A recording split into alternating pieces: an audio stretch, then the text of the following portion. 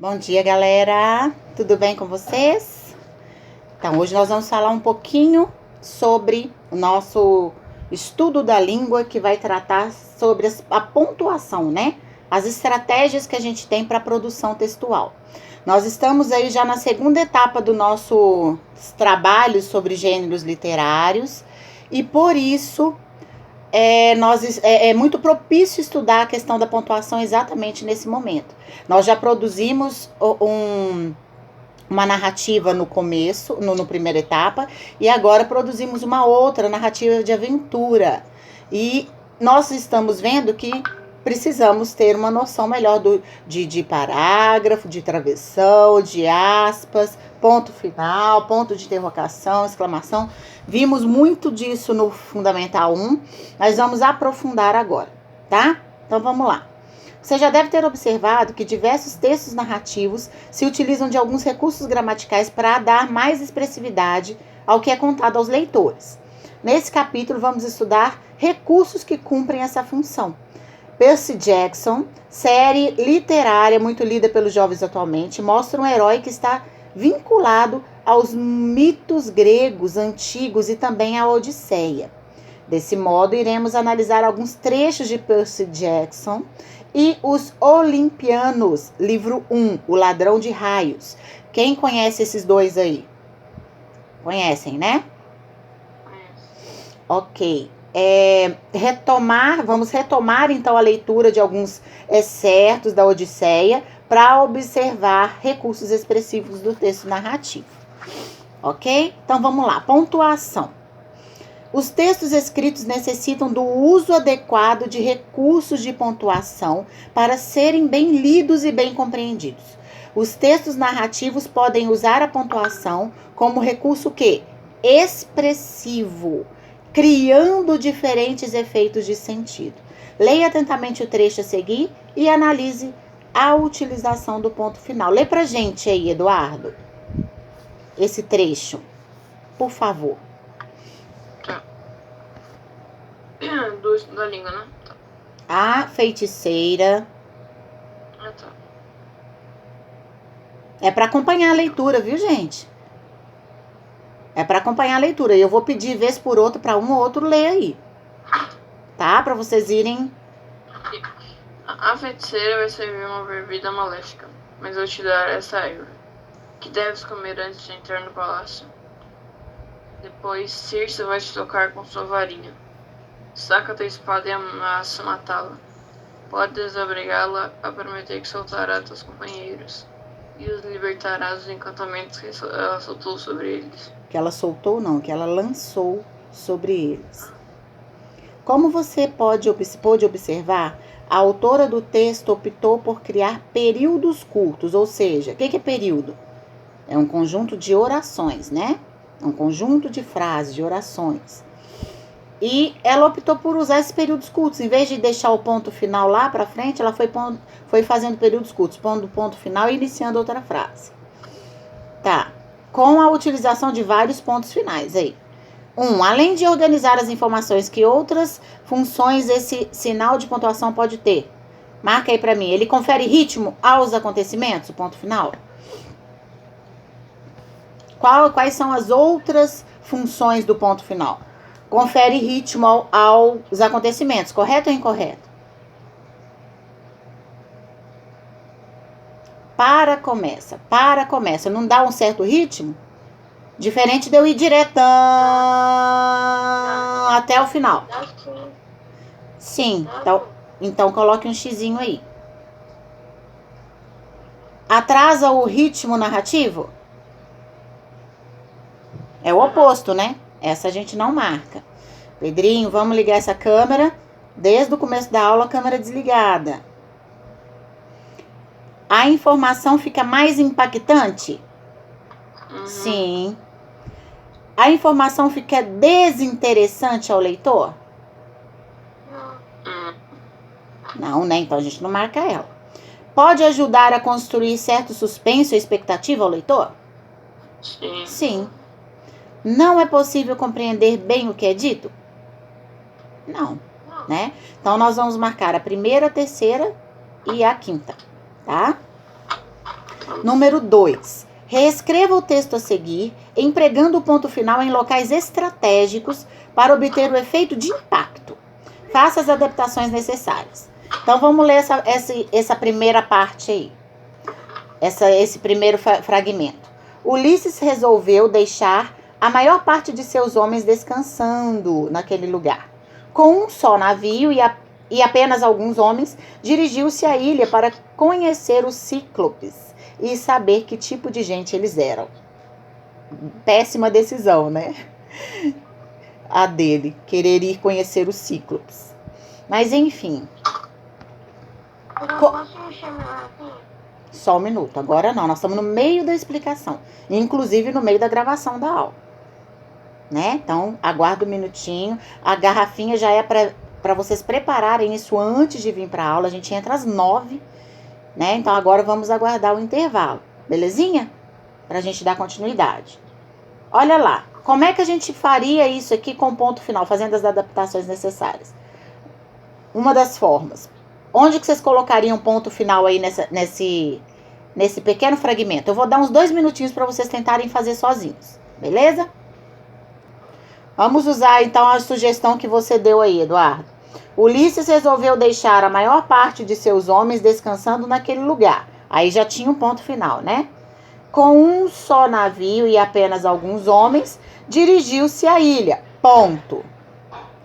E aí você continua, só adapta a frase. Queria conhecer os cíclopes. Ponto. Também pode ser. Desejava saber que tipo de gente eles eram. Ponto final. Então, seria, queria conhecer os cíclopes, ponto. Desejava saber que tipo de gente eles eram, ponto final. Ok, gente? Escreveram aí a frase? Com esses pontos finais? Quem não escreveu, não vai escrever mais, né? Porque tá que olha pra tela em vez de olhar pra apostila.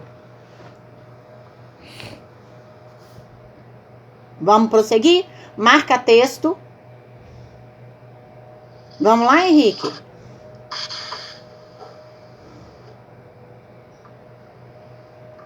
Eu tô. Henrique, dá pra falar? Por quê? Eu não tenho como te entender se você não falar. Pelo menos digita.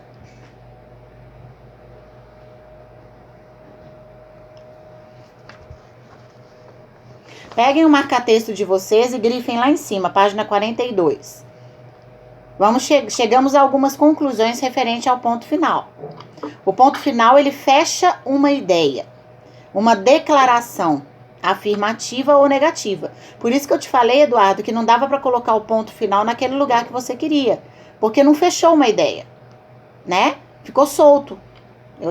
Comecei falando dos homens e dos navios, mas eu tenho que falar o que eles pretendiam. Né? Fechei a ideia, ponto final. Além disso, se usado para formular períodos curtos, ele pode gerar o efeito de impacto e de suspense, né? Ok? Ok, Henrique. Então, volta para ver se o microfone volta, tá bom? Então, essa é a função aí do ponto final. Agora, vamos falar um pouquinho do travessão. Olha esse trechinho aí. Aí, voltou Ok. Ok, estamos te ouvindo, Henrique. Isso, vamos continuar aqui? Olha lá. Agora observe a utilização do travessão. Pensei na pergunta dele e encolhi os ombros. Não sei, senhor. Entendo. O senhor Brunner pareceu desapontado. Bem, meio ponto, senhor Jackson. Zeus, na verdade, deu a Cronos uma mistura de mostarda e vinho, o que o fez vomitar as outras 5 crianças. Tá, 3. No fragmento acima, o uso dos travessões se dá. Pra que nós vamos marcar qual que é a correta. A número 3 da página 42. Nós vamos marcar qual que é a correta. Para que o uso do travessão? É para demarcar parágrafos? Não. Não. É para introduzir falas dos personagens? Sim. Sim. É para introduzir falas de pessoas reais e externas à narrativa? Não. Não. Não. É para indicar troca de turno entre fala do narrador e fala do personagem? Não. Sim. Às vezes acontece isso. Ora é o narrador que fala, ora é o personagem que fala. Também serve para isso, né? Tanto é que nas falas, como o travessão é usado para introduzir as falas, ele vai introduzir fala do narrador também. Tá bem? Então a letra correta é a letra E. Apenas a 2 e a 4 estão corretas. Beleza? Número 4. Que outro sinal de pontuação também poderia cumprir essas funções? De expressar a fala do personagem da história. O que a gente coloca também para falar que é o personagem que está falando? Qual o sinal? Para a gente saber que essa é a fala do personagem. A gente já falou sobre isso e muito. Hein? As aspas, gente. Tudo que tá entre aspas é a fala própria do personagem. Então escrevam aí, aspas. E grifem pra mim. Grifa pra mim a 4 e o que vocês responderam, aspas. Tá? Grifa com marca-texto. Vamos lá? E agora pega o marca-texto e grifa esse outro quadrinho. O travessão introduz falas de personagens e indica troca de turnos entre o narrador e as personagens. Então essa é a definição do travessão. Ele serve tanto para introduzir as falas dos personagens como para trocar turno, inverter. Ora o narrador fala, ora o personagem fala.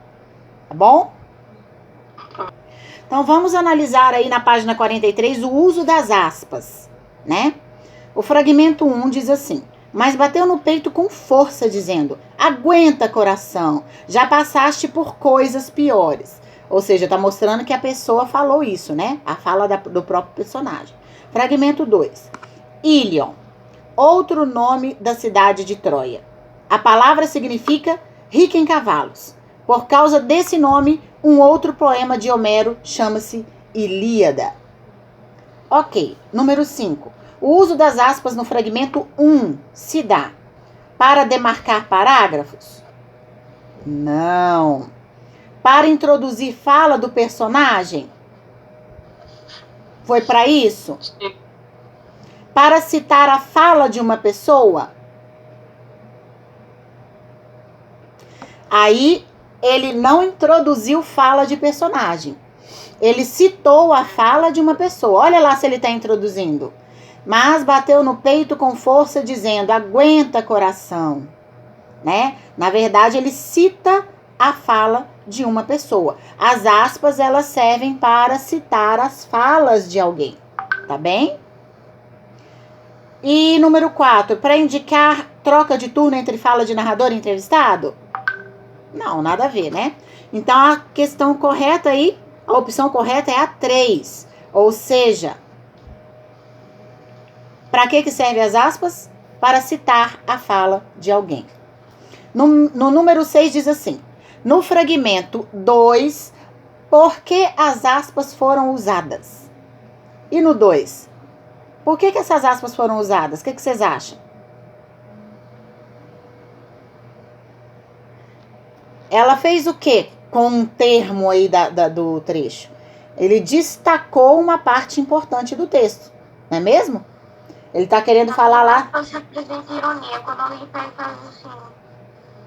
Não é que é ironia. É que você está querendo dizer uma coisa, muitas vezes. Esse aqui é o que a gente faz, né? Entre aspas. Ou seja, estou destacando esse termo para você ver que ou eu estou querendo dizer outra coisa, estou falando isso, ou eu quero mesmo destacar, né? Por exemplo, se eu falo assim... Eu não gosto de você. Não, isso quer dizer exatamente o oposto, né? Porque se eu tô colocando entre aspas, é que eu não quero dizer tão bem aquilo. E isso que a gente faz é meio... não é o que a função específica das aspas dentro da frase. Porque as aspas dentro da frase, ou ela cita a fala de um personagem diretamente, ou ela destaca um termo, que é o que a gente vai ver aqui agora. Ó. Vamos grifar aí esse quadrinho embaixo? As aspas indicam ou isolam as falas e estão relacionadas ao discurso citado. Também são usados para indicar uma citação ou definição e destacar alguma parte do discurso. Se eu quero destacar alguma parte do discurso, eu posso usar as aspas também. Ela não é usada apenas para citar a fala de uma pessoa, né? Para dizer ali o que uma pessoa está falando. Uma fala direta da pessoa, tá? Ok, número 7. Ainda em relação ao fragmento 2, observe a utilização dos dois pontos. Para que foram empregados nesse contexto? Por que foi empregado os dois pontos lá? No fragmento 2. No fragmento 2... No fragmento 2 não, no fragmento 1. Porque o fragmento 1 é que tem dois pontos. Tá errada a apostila, viu? Coloca aí fragmento 1. Por que teve os dois pontos? Por quê? Os dois pontos sempre indica que haverá uma fala direta. Tira aí, risca o fragmento 2 e coloca fragmento 1. Foi erro da apostila, tá? Porque senão na hora de vocês estudarem vai ficar complicado, vai confundir vocês. Então, por que os dois pontos foi usado lá no fragmento 1? Para quê? Coloquem aí. Para indicar que haverá uma fala direta. Ok? Então, no fragmento 2, por que aspas foram usadas? Ô, Henrique, nós estamos na 7. Você tá perguntando qual? A 6? Porque você estava olhando para a tela e não para a apostila. Presta atenção, porque você é um desrespeito com os alunos, os seus colegas e comigo, né? E outra que é um desrespeito com você mesmo. Não acompanhar. Ficar olhando para outras coisas e de repente... qual que é a resposta lá daquela questão que ficou lá atrás, professora? Você não prestou atenção no que eu estou falando, na questão atual, e com certeza não na anterior, porque você está perguntando a resposta. E aí quem sai perdendo com isso é você. E infelizmente os colegas também, que eu tenho que parar para voltar. Eu já falei isso com você infinitas vezes. Presta atenção. Para de olhar para outras coisas. Olha para a apostila, que nós estamos para estudar. Ok? A número 6. No fragmento 2. Por que as aspas foram usadas? Para indicar uma definição. Ou seja, para destacar um termo do discurso. Tá? Para destacar uma parte da oração. É para isso. E aí nós ainda grifamos o fragmento e eu citei isso. Né? Grifem aí. As aspas não são só para citar as falas de um personagem, elas são também para destacar um termo dentro da oração, dentro do discurso. Ok?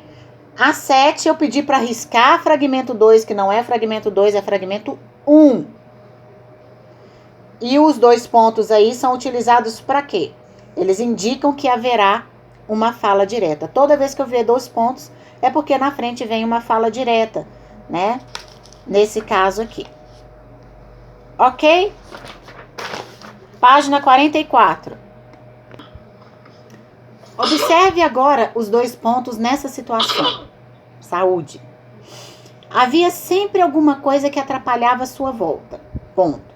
Na verdade, havia dois deuses que faziam de tudo para complicar a viagem de Ulisses. Dois pontos. Hélio, vírgula, o Sol, e Poseidon, deus das águas, que tinham ficado ofendidos com Ulisses por alguns fatos que serão contados mais adiante. Olha o número 8 aí. Nesse caso, os dois pontos foram empregados para indicar uma fala ou um elemento explicativo? Qual dos dois? Elemento explicativo. Porque o que veio depois dos dois pontos fez exatamente isso. Explicou o que estava na frase anterior. Tá? Então, coloquem aí, elemento explicativo. E peguem o marca-texto e grifem aí qual que é a definição, para que servem os dois pontos. Os dois pontos, assim como o travessão, introduzem uma fala ou pensamento de uma personagem ou uma pessoa. Contudo, também podem ser utilizados para esclarecer algo, ou seja, para explicar algo. Escrevam aí. Ou para explicar, ou seja, para explicar algo. Ok? Isso, grifem bem bonitinho, porque na hora de estudar isso vai fazer toda a diferença para vocês. Agora leia o trecho a seguir. Olha lá. Travessão. Eca! Travessão de novo. Disse uma das meninas atrás de mim. Travessão. Aí reticências. E então houve aquela grande briga entre os deuses e os titãs. Continuei e os deuses venceram. Olha essa aqui, prestem bastante atenção nessa, porque não é muito comum aparecer, mas às vezes aparece dessa forma. Os sinais gráficos acima destacados, eles cumprem a função de expressar quais que foram os sinais destacados em cima. Quais que foram? Os sinais gráficos acima destacados. Quais foram os sinais gráficos destacados? Travessão. Reticências. Reticências, né? Eu acho que ele destacou reticências aí. Não foi? Repara aí, porque a minha apostila é tudo preto e branco, mas na de vocês dá pra ver certinho. É rosa. É, não é? Foi destacado. Então, para que serve esse sinal destacado? Para expressar ideias não concluídas pelo emissor e retomadas na continuação da frase? O reticências é para isso? É para expressar ideias que ainda não foram concluídas pelo emissor, por quem está falando, e retomadas na continuação da frase? Sim, né? Sim, ele expressa a continuação de algo que não foi finalizado, não é mesmo? 2. Ele serve para indicar uma interrupção provocada pelo próprio emissor para posterior retomada? Também, né? Também. Ele serve para indicar que uma ação ainda não acabou?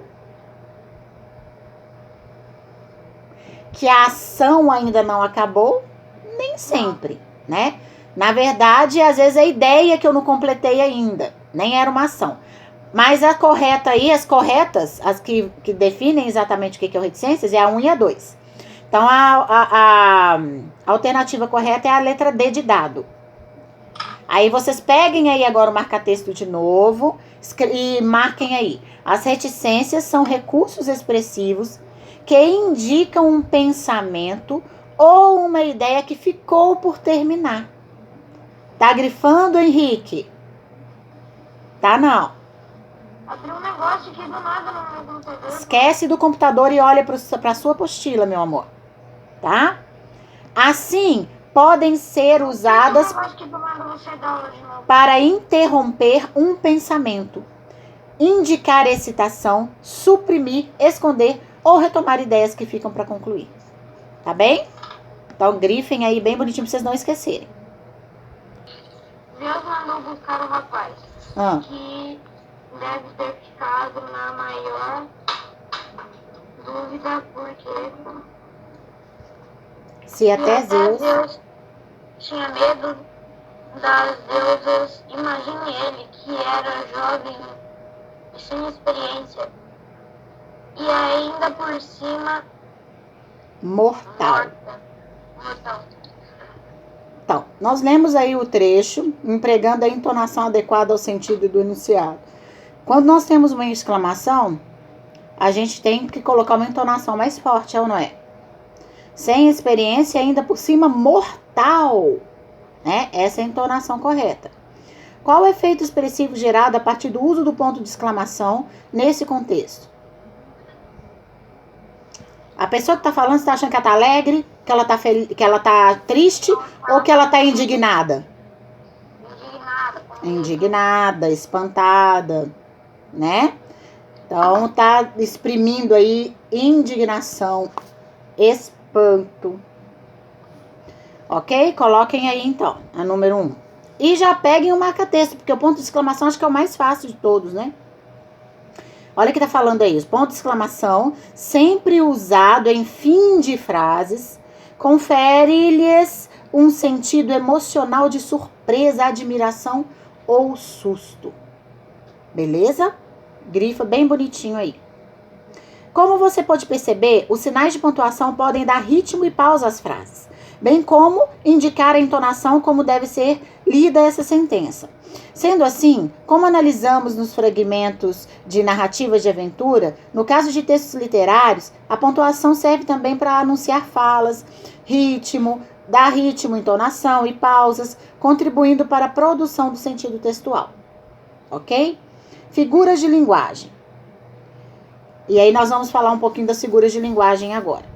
Em uma narrativa de aventura, assim como em diversos outros tipos de texto, é comum encontrarmos o emprego de alguns recursos estilísticos que deixam o texto mais atrativo. Começaremos a estudar nesse capítulo, então, as figuras de linguagem, que a principal função é a expressividade, né? Dar expressividade a uma situação de comunicação no texto. Então, para entender o que está na base das figuras de linguagem, você precisa compreender os conceitos de sentido denotativo e conotativo. Vamos lembrar, então, o que é conotativo e denotativo? Vai lá na página 46. Bora lá, página 46. O fragmento... Hã? Fale. Realmente, logo amanheceu e o gigante começou a deixar que os animais saíssem, sempre passando a mão pelo dorso de cada um, temendo que os homens escapassem montados neles. Ok. Segundo fragmento. Ulisses vive uma saga em que os desafios vão surgindo a cada momento. A tranquilidade sempre escapava das suas mãos. Observe as palavras destacadas. Dorso e as costas. Ah, tá. Eu achei que dorso era um excesso de pele, que nem os gatos. O dorso é exatamente essa parte aqui dos animais onde você colocou a mão, né? Mas vai pelas costas também. Não é só essa parte de trás do pescoço. Tá bom?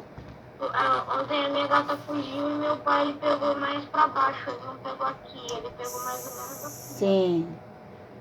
Eles dizem que é uma parte que não dói tanto, né? Quando se pega nos animais. Só que minha gata estava brava e ela miou como se ela estivesse morrendo. Meu pai pegou ela. Nossa, meu Deus. Se pegasse e fizesse isso daqui, ela fazia. Tá bom, então.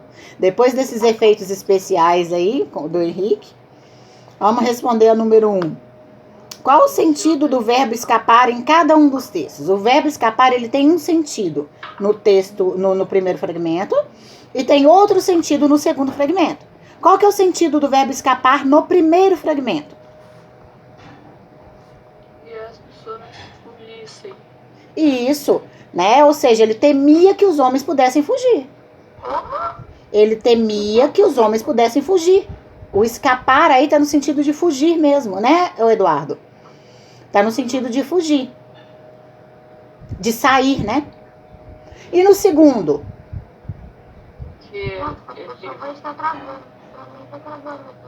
Você tá conseguindo me ouvir bem, Edu? Tá. Então, pode falar, Eduardo. Os homens. Que a tranquilidade sempre escapava das mãos deles, que ele nunca conseguia ficar tranquilo. O Eduardo, a voz dele tá boa. O que era, Sim. Eduardo?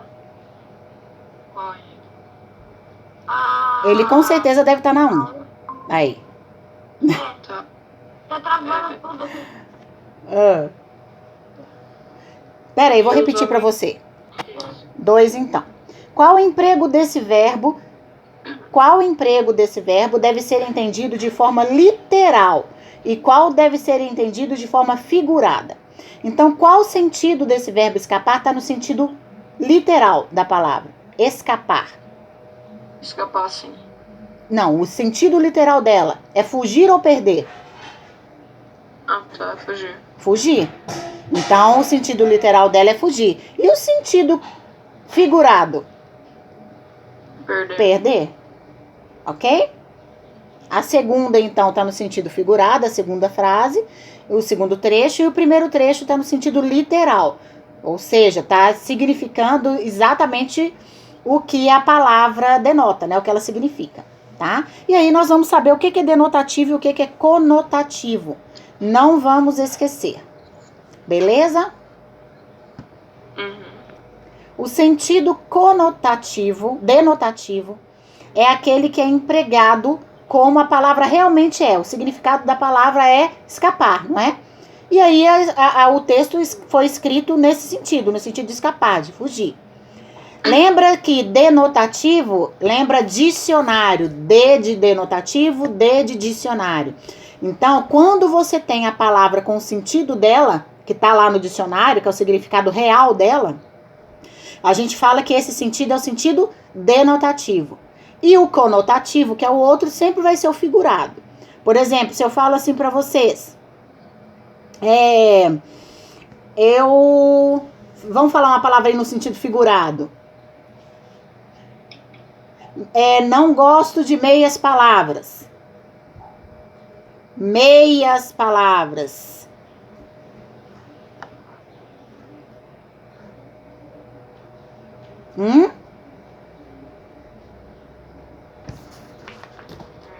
Conotativo. Meias palavras. Quando eu falo que é meias palavras, eu não gosto de palavras ditas com duplo sentido ou com um sentido não completo, né? Agora, se a gente for pensar na palavra meia, a palavra meia, ela tem dois significados, né, no dicionário. Ou ela é meia mesmo, aquela de calçar, ou é meia de metade, não é mesmo? Então, se eu falo assim, eu quero meio copo de água, eu estou usando essa palavra no sentido figurado ou no sentido conotativo ou no sentido denotativo? Denotativo. Denotativo, porque meio copo d'água quer dizer que eu quero metade do copo d'água. No dicionário, meio pode ser tanto a meia que eu calço, meia, metade, quanto a meia que eu calço no pé, né? Quando eu falo meio copo d'água, eu tô falando da metade do copo d'água, né? E por aí vai. A minha avó tem vezes que ela fala assim. Peguem então aí o marca-texto de vocês e grifem. Sentido denotativo é o sentido literal do dicionário. E sentido conotativo é o figurado, ou seja, o simbólico. As figuras de linguagem, portanto, utilizam as palavras no sentido conotativo, ou seja, temos que interpretar o que elas significam ou representam. Então, as figuras de linguagem, elas sempre vão usar as palavras no sentido conotativo. E aí nós vamos precisar interpretar o que ela está querendo dizer. Tá bom? É por isso que a gente precisou saber primeiro o que é sentido conotativo e denotativo para me saber entender um pouco melhor as figuras de linguagem. E nós temos 3 tipos de figuras de linguagem. As de som, as de pensamento e as de construção. Grifa isso aí para mim. Há 3 tipos de figuras de linguagem. De som, de pensamento e de construção. As figuras de som exploram o som das palavras. Por exemplo, o rato roeu a roupa do rei de Roma. Né? Aí eu monto um ritmo com esse R.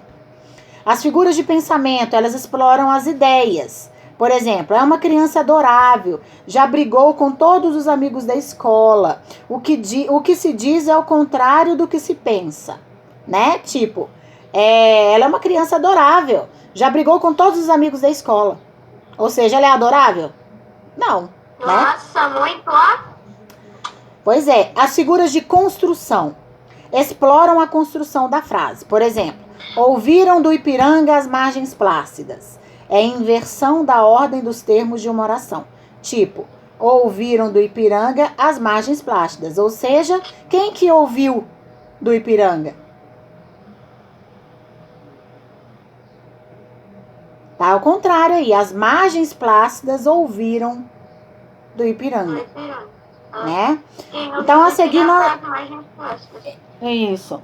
Então, nós vamos estudar as figuras de pensamento primeiro, que é a hipérbole, tá? Vamos lá? Figura de linguagem hipérbole. Grifa a palavrinha hipérbole aí pra mim. Observe o trecho a seguir. Eletricidade. Aquela lança estúpida era elétrica. Eu recuei. Outro cara de Ares me golpeou no peito com a parte mais grossa da espada e eu caí. Eles podiam ter me chutado até eu virar geleia. mas estavam muito ocupados rindo. O trecho acima foi retirado de Percy Jackson e os Olimpianos. Devemos entender a expressão virar geleia em seu sentido conotativo ou denotativo? Hein? Conotativo. Qual é, Eduardo?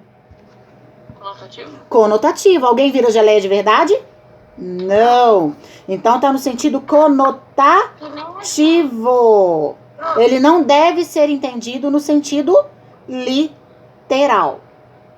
Número 4. O que o narrador quis dizer com a expressão destacada no fragmento, né? Virar geleia. Que ele ia ficar doce? Que ele ficaria com a cara de fruta? Que ele ficaria muito mole? Que ele ficaria gostoso ou que ele se transformaria em comida? Que ele ficaria mole. Que ele ficaria mole. Letra C de casa. Bom. 5. Em sua opinião, o personagem foi exagerado ao dizer que viraria geleia? Foi. Foi ou não? Foi. Por quê? Porque ele disse que virou geleia só porque virou geleia.